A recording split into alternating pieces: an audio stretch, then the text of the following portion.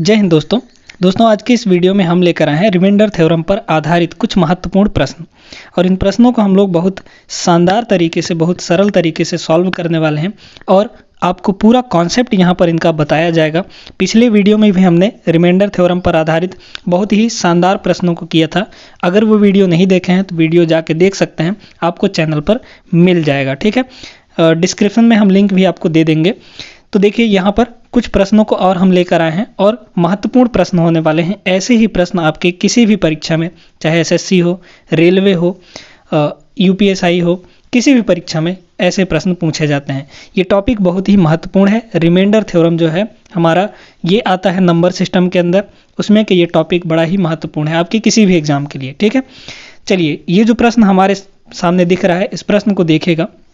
क्या बोला है इसमें, 31 की पावर 45 को 32 से भाग देने पर शेषफल क्या होगा। आपको शेषफल निकालना है या रिमाइंडर निकालना है। ठीक है, ध्यान से सुनते जाइएगा। कॉन्सेप्ट की भी बात करेंगे, ट्रिक की भी बात करेंगे, कैसे इन प्रश्नों को सिर्फ आप देखकर इसका उत्तर बता सकते हैं। ठीक है, वैसा कॉन्सेप्ट हम आपको बताने वाले हैं यहाँ पर। तो देखिएगा, यहाँ पर आपको बोला क्या गया है, 31 की पावर 45 है ना, 31 की पावर 45, और इसको भाग किससे दे रहे हैं, हम लोग 32 से भाग दे रहे हैं। अब देखिए यहाँ पर दो कॉन्सेप्ट आपको समझना है। देखिए अगर यहाँ पर डिनोमिनेटर में हमारे पास a है और उससे एक कम हमारा ऊपर है, एक कम का मतलब a-1। ठीक है, ये चीज़ है। यहाँ पर देख लीजिए 32 है, उसके ऊपर एक कम है इससे, यानी 32 से एक कम कितना, 31 है।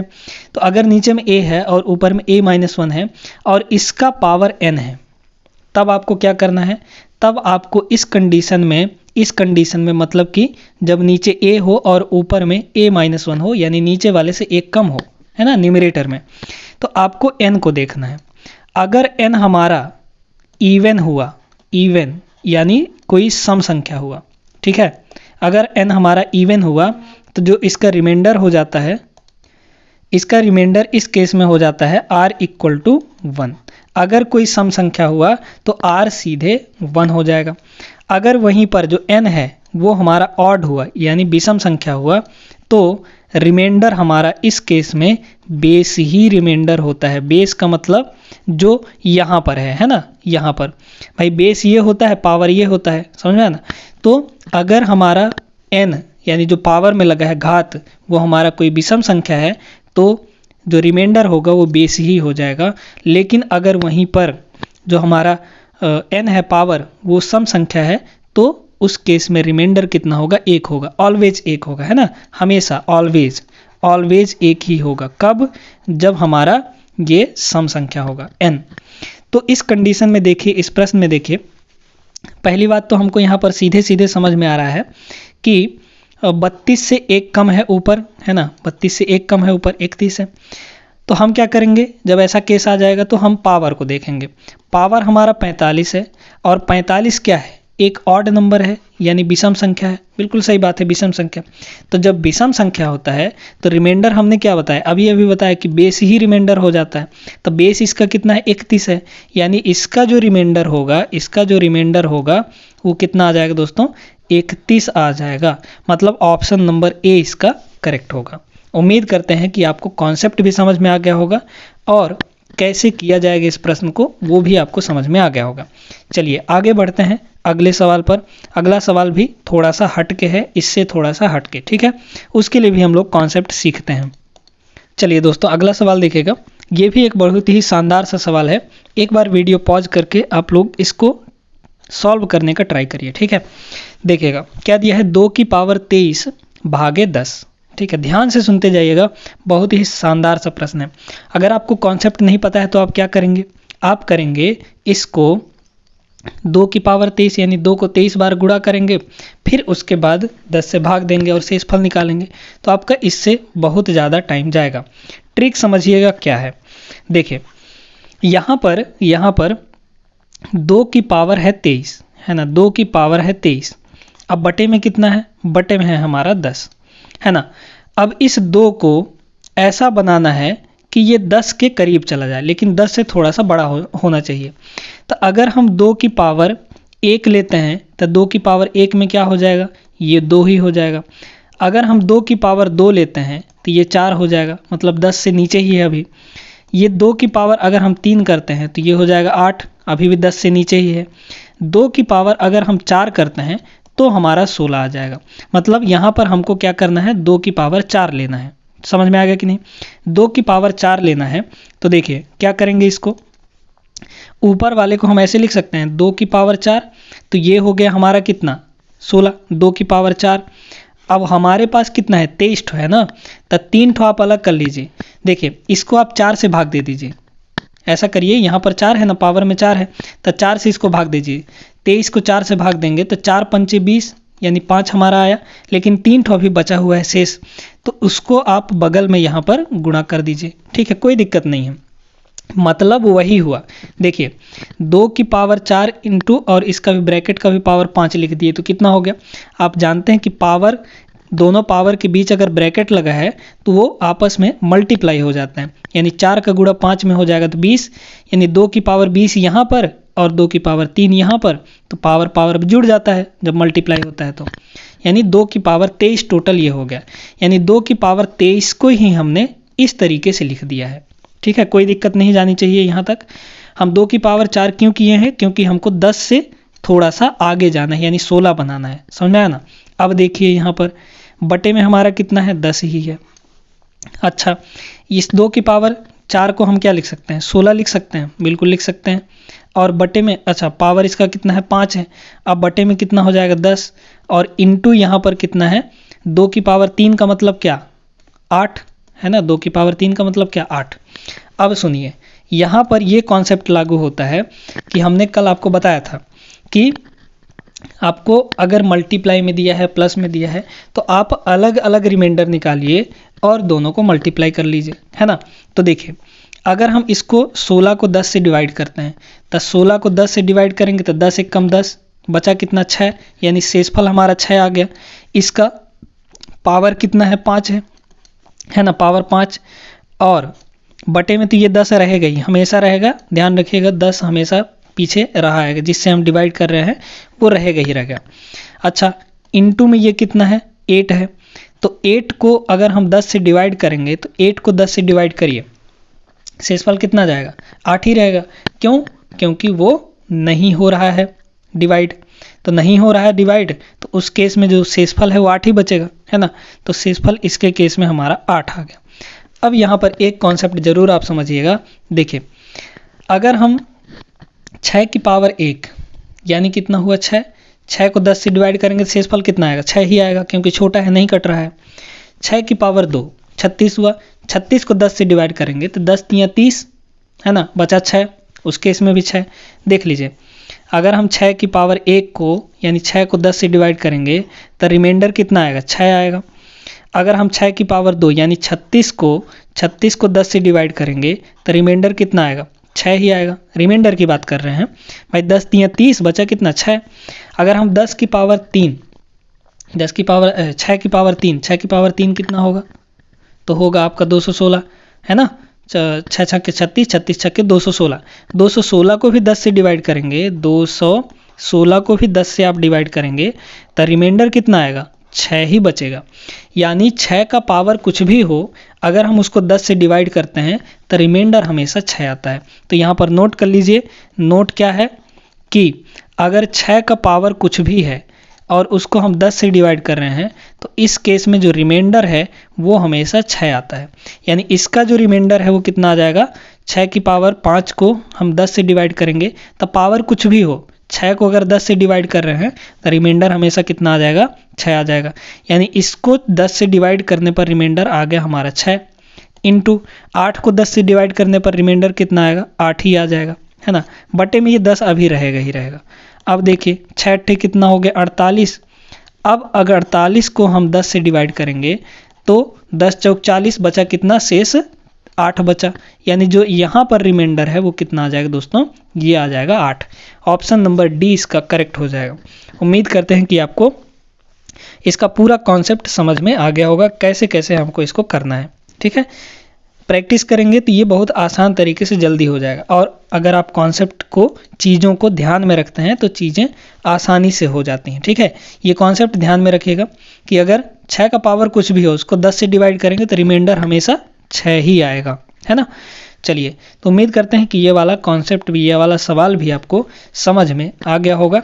बढ़ते हैं हम लोग आगे और अगला सवाल देखते हैं। यहाँ पर अगला सवाल देखिएगा दोस्तों, यहाँ पर दिया गया है factorial 1 plus factorial 2 plus factorial 3 कहाँ तक, ये दिया है 99 तक। ठीक है, इसको कह रहा है कि 12 से भाग देने पर शेषफल क्या होगा। देखिएगा कैसे करना है, गौर से इसका कॉन्सेप्ट पूरा समझिएगा। क्या दिया है आपके पास, फैक्टोरियल 1 है ना, फैक्टोरियल 1। तो एक बात बताइए, फैक्टोरियल 1 का मतलब क्या होता है। चलिए इसको हम लोग यहीं पर करेंगे। फैक्टोरियल 1 का मतलब होता है 1, ठीक है। फैक्टोरियल 1 का मतलब होता है कितना, 1।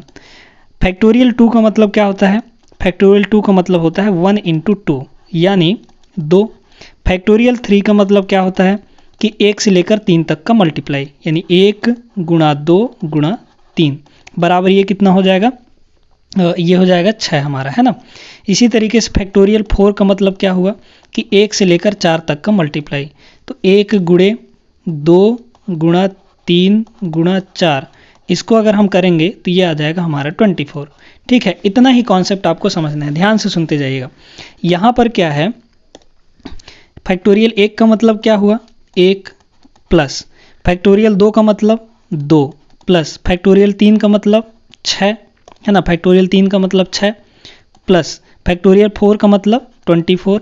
फिर उसके बाद आएगा यहाँ पर, और देखिए कुछ नहीं करना है आपको, थोड़ा सा एक चीज़ समझ लीजिए, बस आपके आंसर के करीब हो जाएंगे आप। ठीक है, क्या दिया है, 12 से इसको भाग करना है। हमने क्या बोला कि रिमाइंडर निकालने के लिए आप अलग अलग भाग करिए, है ना। प्लस रहे, गुणा रहे, माइनस रहे, कुछ भी रहे, आप अलग अलग डिवाइड करिए और सभी का शेषफल निकाल लीजिए। तो एक बात बताइए, यहाँ पर गौर से सुनिएगा, यहाँ पर क्या है, 12 को 1 को अगर 12 से भाग देंगे तो शेषफल कितना आएगा, 1 आ जाएगा। ठीक है, 2 को अगर 12 से भाग देंगे तो शेषफल कितना आ जाएगा, 2 ही आ जाएगा क्योंकि भाग नहीं जा रहा है। प्लस 6 को अगर 12 से भाग देंगे तो शेषफल हमारा 6 आ जाएगा क्योंकि भाग नहीं जा रहा है। प्लस यहाँ पर देखिए 24 को अगर 12 से भाग देंगे तब 12 दूना 24 पूरी तरीके से कट गया, शेषफल कितना बचा, 0 बचा, तो रिमाइंडर यहाँ पर 0 बच जाएगा। प्लस इसके बाद देखिए फैक्टोरियल 5 का मतलब क्या हुआ, फैक्टोरियल 5 का मतलब हुआ 120, है ना। फैक्टोरियल 5 का मतलब क्या हुआ, 120, यहाँ पे 120 होगा। तो क्या ये 12 से नहीं कैंसिल होगा, बिल्कुल होगा। तो इधर के जितने भी सारे हैं, चाहे आप जहाँ तक फैक्टोरियल करेंगे, सारे के सारे 12 से डिवाइड हो जाएंगे।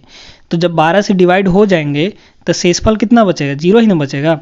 मतलब इधर जितने भी आते जाएंगे उनका जो रिमाइंडर है वो 0 आता जाएगा, जहाँ तक आप ले जाना चाहें। ठीक है, तो इधर तो सब रिमाइंडर 0 हो गया, बचा क्या हमारा, सिर्फ इतना ही ना। और डिवाइड इसको आप 12 से कर दीजिए, देख लीजिए कितना आ जाएगा, 2 1 3 3 और 6 9, 9/12, 9/12। इसको 12 से डिवाइड करिए, रिमाइंडर कितना आ जाएगा, 9 आ जाएगा। ठीक है, तो यहाँ पर जो रिमाइंडर आया वो 9 आ गया। आपको देखने में ये बड़ा कठिन सा लग रहा था, लेकिन है बहुत आसान। कॉन्सेप्ट आपको समझना था, आपने यहाँ पर समझ लिया, और इसका जो सही आंसर है वो ऑप्शन नंबर डी होगा, 9 आएगा इसका रिमाइंडर। उम्मीद करते हैं दोस्तों कि आपको समझ में आ गया होगा। कुछ एक प्रश्न यहाँ पर और देखते हैं हम लोग, तो चलते हैं अगले सवाल पर। चलिए दोस्तों, अगला सवाल देखते हैं।